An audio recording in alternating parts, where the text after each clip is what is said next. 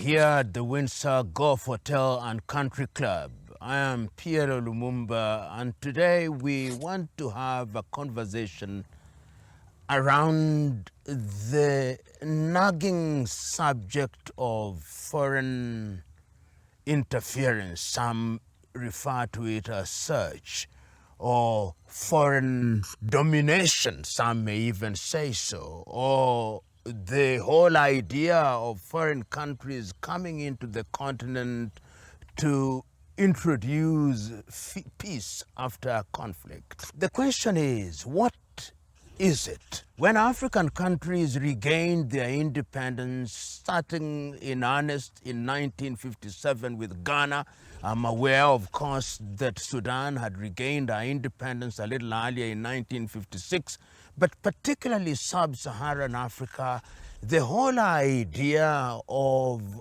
peace in the post-independence era is something that became very important and is not lost on many historians that in what is now the Democratic Republic of Congo, barely 9 months after the country had regained independence, it became a theater of conflict that pitted the then Prime Minister Patrice Lumumba and Joseph Kasavubu.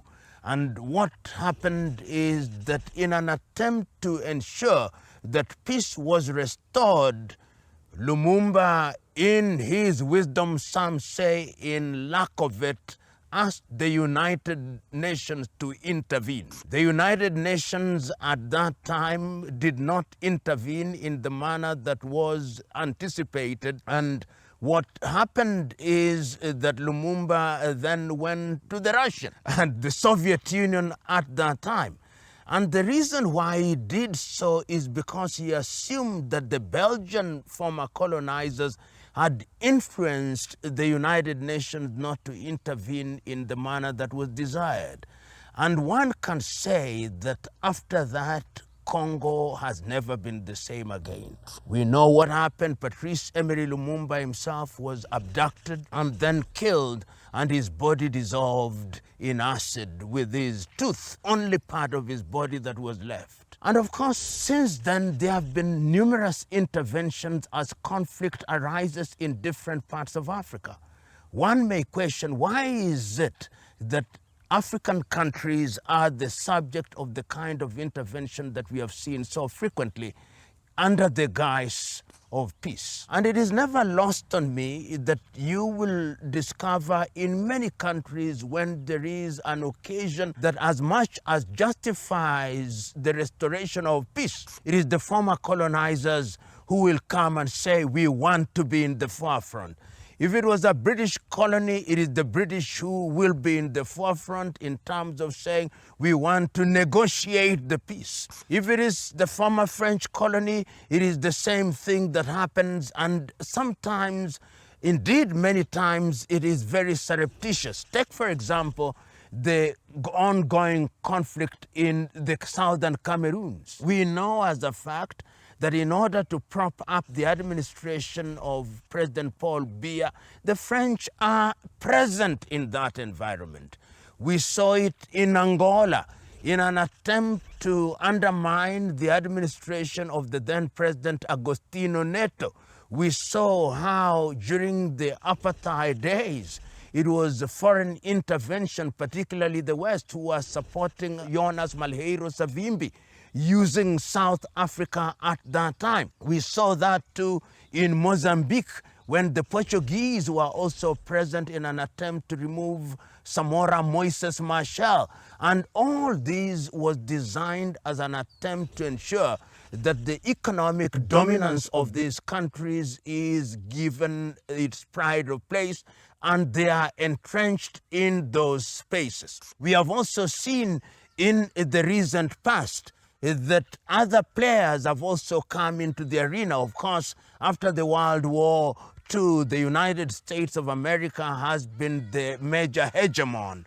And in many of these spaces, we have seen the United States come in. We saw recently during the conflict in Ethiopia when they were present under the guise of peace to try and intervene. We saw the United States of America in Somalia during the days after the departure of President Siad Barre.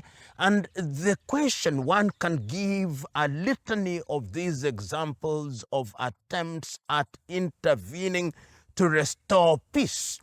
But the question that is never asked, the question that deserves to be asked, do they come in to restore peace, or they come in to ensure that they protect their interests? The one country that speaks to this reality is the Democratic Republic of Congo, which we started with. Why is the Democratic Republic of Congo so significant, and why is it that we have had interventions? We have had the Belgians present there, we have had the Americans present there, we have had the United Nations present there, but no peace is ever restored. And it is even argued that the Democratic Republic of Congo, particularly the eastern part of the Democratic Republic of Congo, has the busiest airspace, because under the guise of restoration of peace, what happens is that minerals are taken out of that country.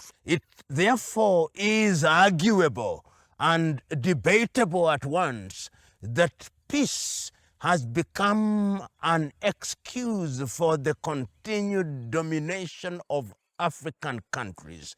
And we have seen unilateral action being taken by foreign powers, which action has interfered with peace and tranquility in a number of countries. Love him or hate him, Muammar al-Gaddafi ran a Libya that was functioning. To the outsiders, they may have accused him of dictatorship, as they are normally likely to do if you don't run a government after their style.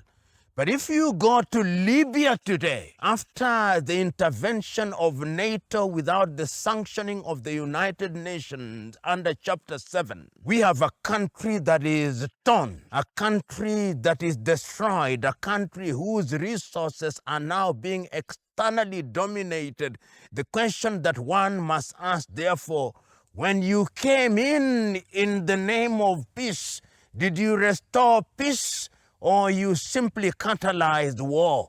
And the evidence is on the ground to tell us that no peace was restored, and what happened is that violence was catalyzed, and the country is now divided and continuing to divide. So the question is, why this model? Right now, we have the situation in Sudan. And we know that Sudan is now under threat. We know what is happening, who is supporting the Janjaweed or the SFA. We know what is happening in the Darfur region. We know what is happening in the Nuba Mountains. We know what is happening in the Blue Nile.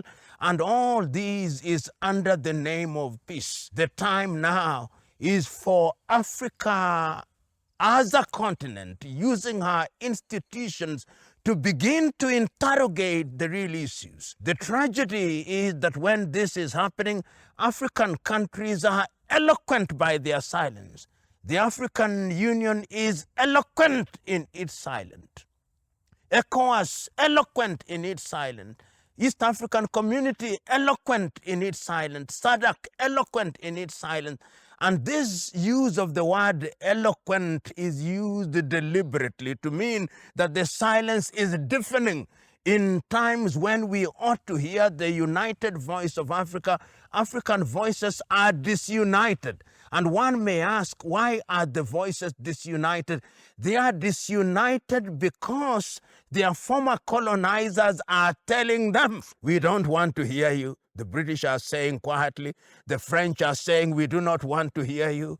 The Belgians are saying, we do not want to hear you. The Portuguese are saying, we do not want to hear you. The Americans are saying, we do not want to hear you.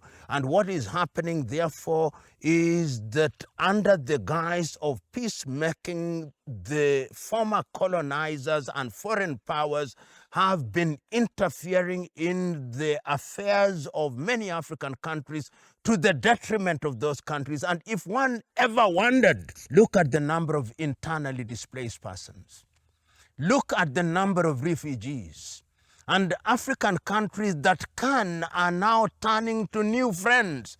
And they are saying, if we cannot have peace, let us have friends who are going to help us.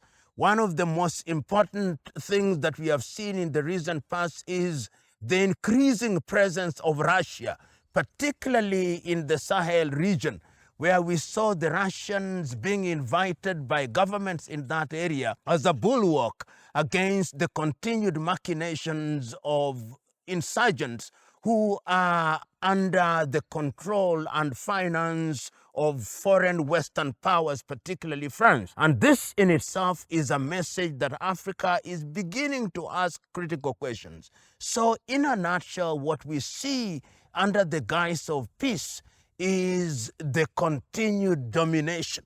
But it's also a message to African countries. It's a message that was given in 1963 by Kwame Nkrumah, that if you do not unite, you will be dominated by your former colonizers. And it is on that basis that the Osagyefo Kwame Nkrumah wrote his famous book, which some say led to his removal from power, Neo-Colonialism, the last stage of imperialism.